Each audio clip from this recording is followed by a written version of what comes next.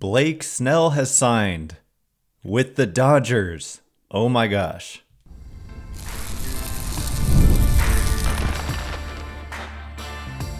You are Locked On Giants, your daily San Francisco Giants podcast. Part of the Locked On Podcast Network, your team every day. Hello and welcome to Locked On Giants, part of the Locked On Podcast Network, where it's your team every day. My name is Ben Kaspick, and on this show we provide episodes 3 days a week for now, talking about the San Francisco Giants in a way that's data-driven and rational, but also simple, passionate, and accessible to all. I'm a former contributor for the baseball statistics and analysis websites Beyond the Box Score and Rotographs. I've been podcasting about the Giants since way back in 2015. Been hosting this show since before the 2019 season, and I'm a lifelong Giants fan. Thank you for making Locked On Giants your first listen every day. We're free and available wherever you get your podcasts, including YouTube. Check us out there if you have not already, and please hit that subscribe button wherever it is that you're following the show. You can start the season with a big return on FanDuel. New customers can place a $5 bet, and you'll get started with $150 in bonus bets if your first $5 bet wins. Visit FanDuel.com to get started. And where we get started, I wanted to just kind of make a little tease there. Blake Snell has signed. Oh, maybe it was with the Giants. No, it's with the Dodgers. And so this is kicking off in the baseball world in general, a big discussion here as the rich, very much the very rich get richer here. The Dodgers, perennially like the best team in baseball, the defending World Series champions, got Ohtani. Like, they got the best free agents last offseason. Ohtani, Yamamoto, Ohtani, a generational talent, crazy contract, $700 million, $680 deferred. There's all these discussions there. And then they go out and they get Blake Snell on top of it all. And then as a Giants fan, you are probably even more, it's more of a sensitive subject because this guy was just playing for your team last year. And so where does he go? He goes to the Dodgers. It's kind of a worst case scenario in that, from that point of view. But let's talk about the contract that Snell gets. It is definitely a hefty deal and a good deal for Snell. It's 5 years, $182 million. So when I saw that number, it kind of shocked me. It was much higher than I would have thought. So before you start thinking, but there are deferrals. But there are deferrals. So the actual present day value of the contract is more like $160 million from what I understand. It's in the neighborhood of $160 million, which still comes out, 160 divided by 5 is $32 million per year. So I do want to look quickly at the ESPN and MLB Trade Rumors projections for what Snell was going to get. This is definitely one of the top free agents. It is kind of crazy that he couldn't get a significant contract last winter. Like, if you're the Giants, you kind of look at this and go, well, we should have given him whatever it was he was looking for last offseason, which was probably less than this. And this, he's a year older, so ultimately he comes out with a 6-year deal in essence because of the 1 year with the Giants. And it's 182, but true value is like 160. And then you add, I think it was 30 million from the Giants per year on that short-term deal. I think I'm already kind of forgetting, trying to block it out of my memory. 32 million, but there were deferrals which lowered. It was about 30 million. So he ends up with a true value here of roughly a 6-year, $190 million contract. So it's like, if you could have got him for, I don't know, 150 or something, 145. I don't know what he was looking for last winter, but that's the thing about signing these players. And same with Matt Chapman. They ended up giving him the 1 year last year, and then a 6-year extension on top of that. So you ended up giving him a 7-year deal in essence when you were kind of risk averse. That's why you gave these shorter term deals with the opt outs. And then you end up in a situation where if you want to bring him back, you're going to end up paying more. And so maybe just take the risk and have what turns out to be a better looking contract than what it ends up being. Like Chapman ultimately from the Giants gets 7 years and like 170 something $million, which is more, I'm sure, than what he was looking for in the first place.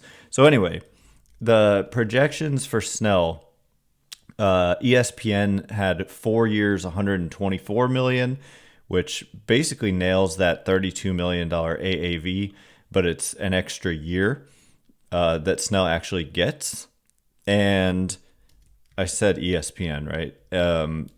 So that's what ESPN projected, and MLB Trade Rumors projected 5 years, 160. They just nail it. That's 2 for 2. They nailed what's his face, the guy who signed with the Astros or with the Angels. Sorry, coming from the Astros, Yusei Kikuchi. They like nailed that contract as well. MLB Trade Rumors does a really good job predicting these salaries, contracts. Fangraphs, for what it's worth, we will lastly look at their. The reason I do this, by the way, look at who was best, is because I generally like to get a sense of which of these sources is best at predicting contracts, because then we kind of can use that one more to look at players who are still available and see what are they kind of most likely to get in what neighborhood. So Fangraphs, Ben Clemens does these like on his own, I guess, and he predicted 3 years, 105 million. So I think Fangraphs is consistently the worst. ESPN and MLB Trade Rumors are better at this, and so far this year, MLB Trade Rumors is nailing it. So anyway, right, there's deferral, so the number's going to jump off the page with 182 million over 5 years, but it's 160 when you factor in the deferrals. And so we will get into like, what does this mean? Is it bad for baseball? All of that.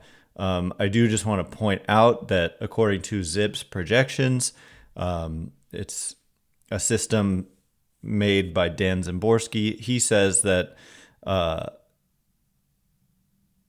the projection for 5 years at, his projected production over those 5 years would be 144 million. So it's, a bit of an overpay, you might say. Perhaps accounting for California taxes. I don't know. There's also a huge signing bonus, which I don't even understand. Honestly, I feel like I need to go to school and get an economics degree to start understanding some of these baseball contracts. I understand them decently well, but they're still complicated to me because there's this huge signing bonus. It's like 62 million or something. And that gets spread out evenly over. I know that gets spread out evenly over the 5 years, but that money doesn't count against the competitive balance tax. And so my question is, why not just make the whole contract a signing bonus? And then it doesn't count at all against the CBT. There must be a rule, but why not why doesn't every team maximize that number to the fullest extent possible? I don't understand.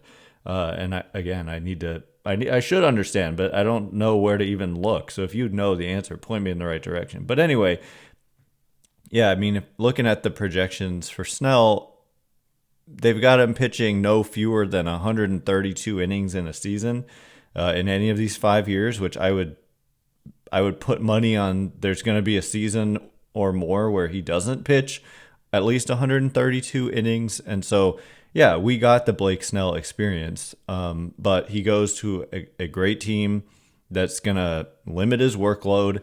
The Dodgers know they're going to make the playoffs every year, and so they can, quote unquote, afford to be careful with him and just have him ready to pitch in October. That's kind of the thing, it's like you have to realize they don't need 200 innings out of Blake Snell. If they can just get him 120 and cruise into the playoffs and just have him ready to go in the playoffs. That's the idea. And so is it bad for baseball with a team like the Dodgers getting one of the top players available? And there's still very much a possibility for so much more talent that's out there, including Juan Soto.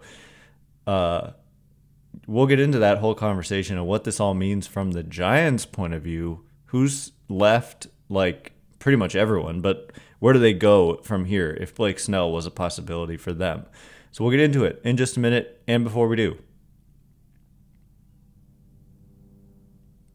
today's episode of Locked On Giants is brought to you in part by FanDuel. Get ready to tackle the NFL action with FanDuel, America's #1 sportsbook, because right now, new customers can bet $5 and get $150 in bonus bets if you win.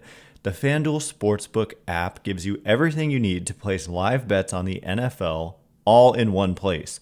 So when you get a hunch in the middle of the game, you can check out the latest stats, view live play-by-play, and so much more on the same page where you place your bets.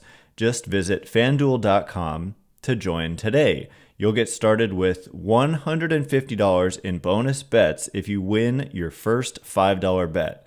That's FanDuel.com. Never waste a hunch and make every moment more with FanDuel, an official sportsbook partner of the NFL.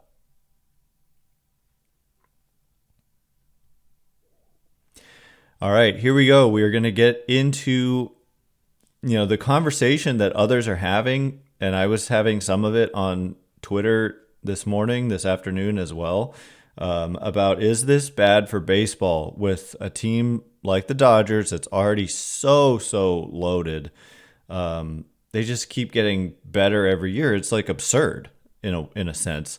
And so there's definitely an argument there that it is bad for baseball, but I'm actually going to make the case that I don't think it is. Thanks again for making Locked On Giants your first listen today. We are in quote-unquote off-season mode for a couple of months, and so we're 3 episodes a week, and I can't wait. And definitely, if and when the Giants do anything significant, we will have that like immediately, as soon as possible. Emergency episode, whatever. So be on the lookout for that. If anything happens, I'm going to do my best to record as soon as I possibly can. So anyway, what does this mean for the Giants, and is it bad for baseball, and why or why not? So I'm not going to call it an argument, but I had kind of a disagreement on Twitter with a listener who, at the end of the day it was just a debate. It wasn't, again, like I said, I don't want to call it an argument, and said he listens to the show, so I really appreciate that. It's good to have. I have no problem like disagreeing with someone and having a debate, but this has brought up the debate over having a salary cap in baseball and a salary floor, and the just so you know, the owners very much agree with you. The owners would like a salary cap, but the players, and I tend to find myself on the side of the players on these issues, they very much do not want a salary cap. My understanding is baseball is the only major American professional sport that does not have a salary cap. And what does that mean? It means more money for players. Because if you artificially cap spending, which we already have, by the way, in the form of the luxury tax. It's not a true cap. It's more of a soft cap, but it does function that way. I mean, the Giants are a perfect example. They exceeded it, but now they want to get under it because of the penalties. There's like significant penalties when it comes to draft pick compensation. That's why Blake Snell, by the way, was probably a top target when it came to starting pitching of the Dodgers, because they don't want to surrender those draft picks. And Blake Snell did not have a qualifying offer attached to him because the Giants couldn't give him one because he had received one the previous year. So the Giants took the hit on that. Just further emphasizes my point about you gave up, you signed a qualifying offer player to a short-term deal with an opt-out instead of just giving him the long-term deal that he was seeking. And it ended up that you took the draft pick penalty, whereas the Dodgers just sat around, won the World Series without Blake Snell, and then signed him and don't have to take the draft pick hit. So that's what happens when you are, I don't know, I don't want to say risk averse with the contract, but it wasn't risk averse in the sense that they knew that they were surrendering draft picks. Their second round draft pick was lost due to signing Blake Snell, and another pick as well for also signing Matt Chapman, and they lost international bonus pool money. Anyway, so look, I have heard really compelling arguments against having a salary cap and floor. I've heard compelling arguments on both ends. I mean, a salary cap, the argument for the cap is like parity, right? Like, we don't want runaway spending where a team just buys their way to the top of the heap, top of the mountain every year. And the Dodgers are kind of doing that, but at the same time, yeah, they're making the playoffs every year. They've made at least 11 years in a row, I think it is. But they've got one full season World Series to show for it, and it just happened. I mean, before a month ago, everyone was making a laughing stock of the Dodgers because they would spend all this money and not win. And then I can point to a lot of teams that spend money but don't win. I mean, in this quote unquote argument I was having, or just discussion, disagreement, debate, whatever, I came to find that using Chat GPT, so I'm guessing it's reliable, but it's just too much effort for me to do this legwork right now to figure this out for a Twitter debate.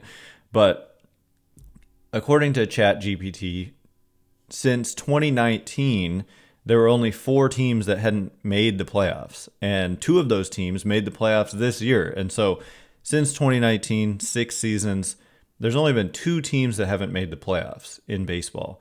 And in baseball, more than in other sports, if you just make the playoffs, you have a real shot to win the World Series, or to at least go to the World Series. But also, I would say there's no difference between going and, I mean, there's obviously a difference between going and winning. But if you're in the World Series, you have a very good shot of winning the World Series, no matter who you're playing. And so what's funny is that the two teams that haven't made the playoffs since 2019 are the Angels and the Pirates. And the Pirates are extremely frugal, thrifty. They don't spend, and it's bad. That's bad for baseball. Whereas the Angels have a history of spending a lot. They had Shohei Ohtani and Mike Trout. They gave huge contracts to Anthony Rendon and many other players over the last 15 years, and it just hasn't led to any kind of success. And in fact, it's led to problems for them. I mean, the Rendon contract is just a huge albatross. So that's baseball. It's like there are teams that spend and don't win, and there are teams that really don't spend and do win, like the Tampa Bay Rays. The A's are consistently in this cycle where they stink and then they're good, and then they stink and then they're quite good. And the Brewers don't spend a ton, and they consistently win. So the Rays are the best example because they're very much bottom feeders when it comes to payroll, but not so much when it comes to the talent of their team. Now, obviously, there is a correlation between spending and winning. There's just no doubt about it. But also, again, there are negatives. The Players Association is extremely anti-salary cap and floor, just so you know. If you side with the players at all, then just hear them out. There is a strong argument. I don't want to present it today because I didn't, I want to be thoroughly versed on it before I just start spewing opinions. But yeah, basically, one of the things, a salary floor, meaning teams must spend X amount. First of all, the owners wouldn't, or the yeah, the owners will propose a salary. I think the floor maybe the players are good with, but the cap is what the owners want, and uh, the players, it's just a non-starter for the players. Although it's going to be a fight because I think in the upcoming collective bargaining, when it expires, the collective bargaining agreement in a couple years, this is the big fight that the owners are gearing up for. Is they are going to try to finally put a salary cap in baseball, and it's not for parity. Don't make any mistake about it. It's for not having to spend as much to compete. You know, they don't want to spend, like they're businesses, and they want to spend as little as possible. And so that's not good for baseball. And so I think honestly, it's almost better for baseball to have the Dodgers doing something like this if you're a team like the Giants, because your fan base is going to get cranky, and it's going to cause you to be motivated, hopefully, to spend more. And if it doesn't, you're just going to have more angry fans, which is going to be bad for your own business because people will show up less and you won't win as much. And it's going to, I don't know, but also just the point that, like, basically every team has made the playoffs since 2019. And just look at the last two World Series. You had the two arguably biggest markets out there, Dodgers, Yankees. And then the previous year, you had the Rangers and the Diamondbacks in the World Series, which is like the most random World Series you can imagine. And I think the D-backs had won 84 games, and the Dodgers this year, well, Dodgers won the World Series, D-backs lost, but still 84 games and make the World Series. And so I don't know. The most talented team certainly does not always win the World Series. And I was doing like a little bit of a breakdown of this. I did come up with some interesting kind of numbers. So since 2000, I just thought it was a solid cutoff, even though you did have like this outlier dynasty period where the Yankees were winning like every year a little before that, and bleeding into the, past 2000 a little bit. But anyway, since 2000, turn of the century, 16 different teams have won the World Series. 10 of those 16 have won it just one time. Only 1 out of 5 teams in the last 25 years, quarter century, has won multiple championships. So 4/5 of teams have not won more than one championship in the last 25 years. And only 2 teams have won more than 2 championships, and that's the Red Sox and the Giants, which is funny because those are 2 of the crankiest fan bases out there right now. And a lot of the crankiness is about not spending. And those are the 2 teams with the most titles since the turn of the century. Just there's something funny about that to me. And then I was looking at the NBA. I didn't do this intentionally. It's just, this is what I did because it stood out so much. But I was looking at NBA Finals appearances, and I was just shocked at how little parity there's been in representation in the Western Conference in the NBA Finals since 2000. So the Lakers, since 2000, right, 25 seasons. Well, this one, yeah, they already had their championship this year, and now they're in their 26th year. The Lakers have been in the finals 8 times, the Warriors 6 times, the Spurs 5 times, the Mavs 3 times, and then 3 other teams just 1 time. 3 other teams just 1 time. So yeah, that does add up to 25.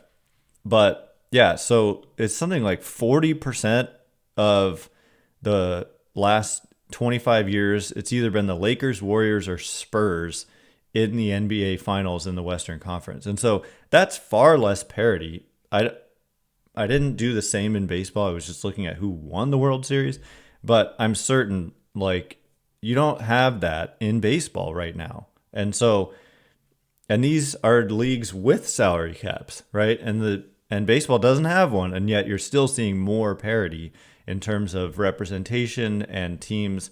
Again, it's not apples to apples here. I'm looking at Western Conference champions, which is like the equivalent of AL or NL, versus actual champions. But even in the NBA, you look at the list of champions and it's just like Lakers, Spurs, Warriors. There's just a ton in the last 25 years, and you don't have that in baseball. You got 2 teams that have won more than 2 championships, and only 6 have won multiple championships. 6 out of 30 in the last 25 years. Well, I think the point is that there are many teams in the NBA that have more than 2 championships since the year 2000. And in baseball, 16 different teams have won it. So anyway, that's just, it's not a full comparison. But anyway, where do the Giants go from here? Because it's not like, all these free agents are off the board. This just happens to be a player who played for you last year, who signed with your rival for a huge dollar amount, and it stings. But what's the plan at this point for the Giants? We'll get into it in just a minute, and before we do,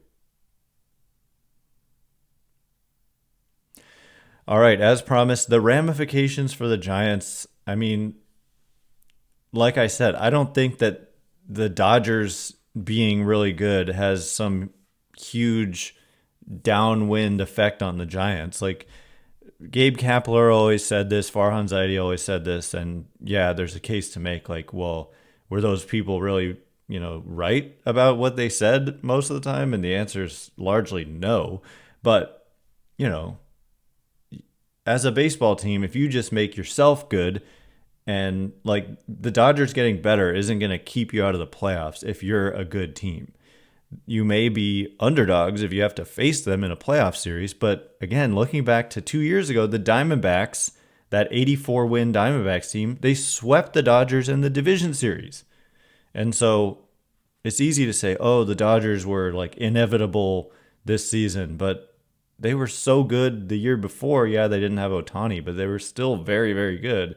And they didn't win a game. They just got swept immediately out of the playoffs like the previous year before winning the World Series this year.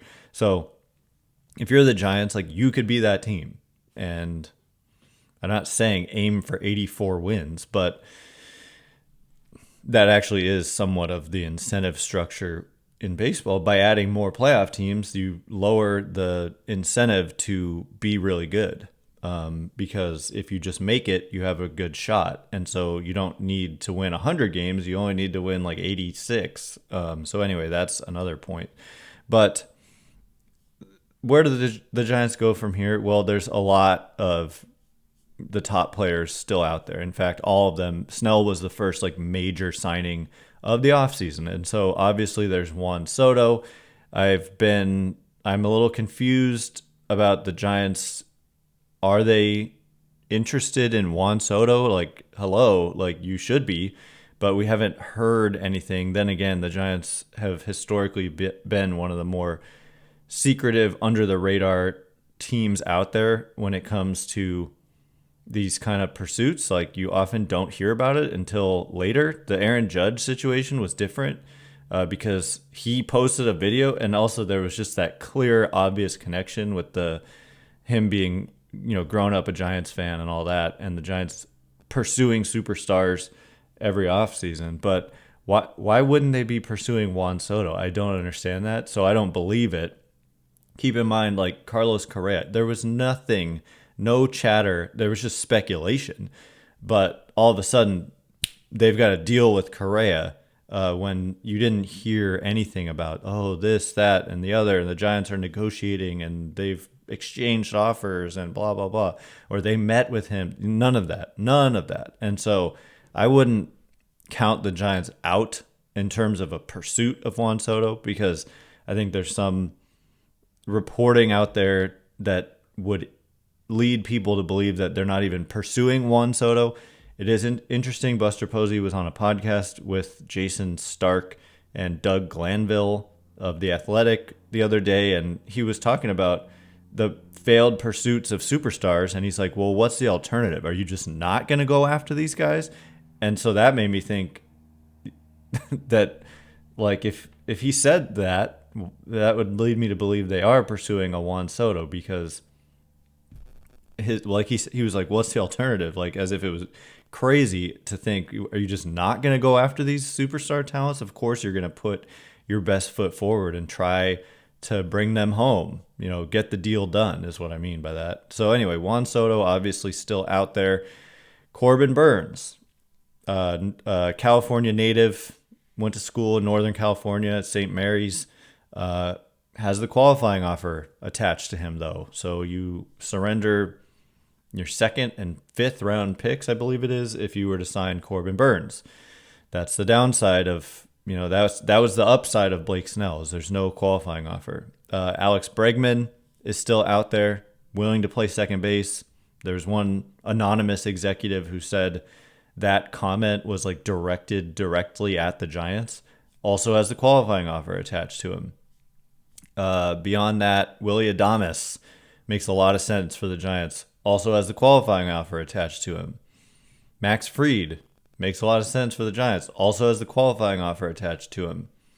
Pete Alonso, I'm not so high on him actually, and he also has the qualifying offer attached to him. And Jack Flaherty, so we start to see a fall off here.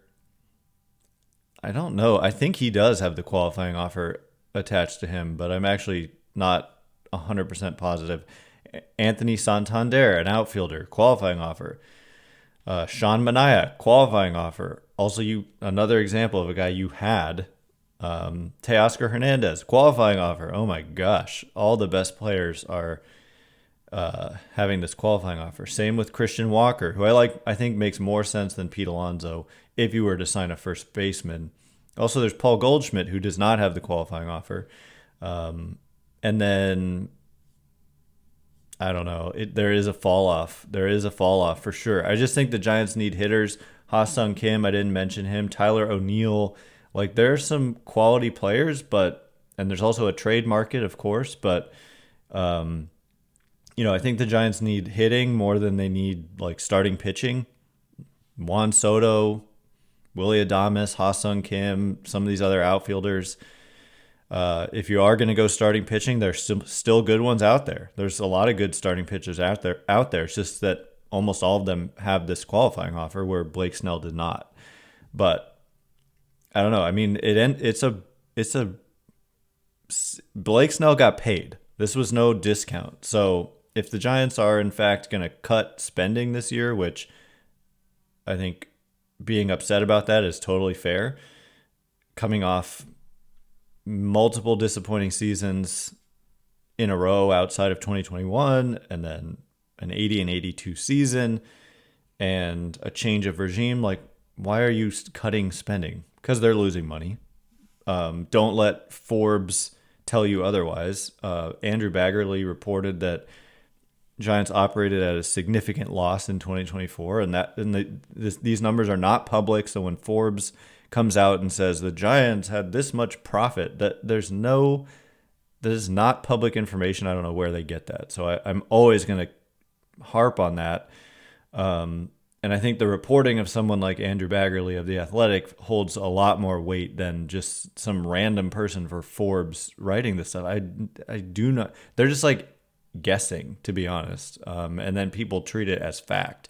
Anyway, that is all the time we have for today. Free agency, Blake Snell was like the first major move. So it basically just started free agency, and winter meetings are coming up in early December. I think the 8th is when they start. So we'll see a lot of activity. I expect the Giants to be active, but it does sting seeing Snell go to LA. Once again, my name is Ben Kaspick. Let me put my name back up there.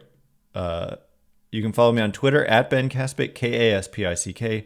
If you like this show, please consider rating it or leaving a review. It helps me out a lot. So thank you in advance, and thanks to everyone who's done so already. Can't wait to be with you again on Friday. Happy Thanksgiving to those who celebrate. Thanks again for listening. You are now Locked On Giants.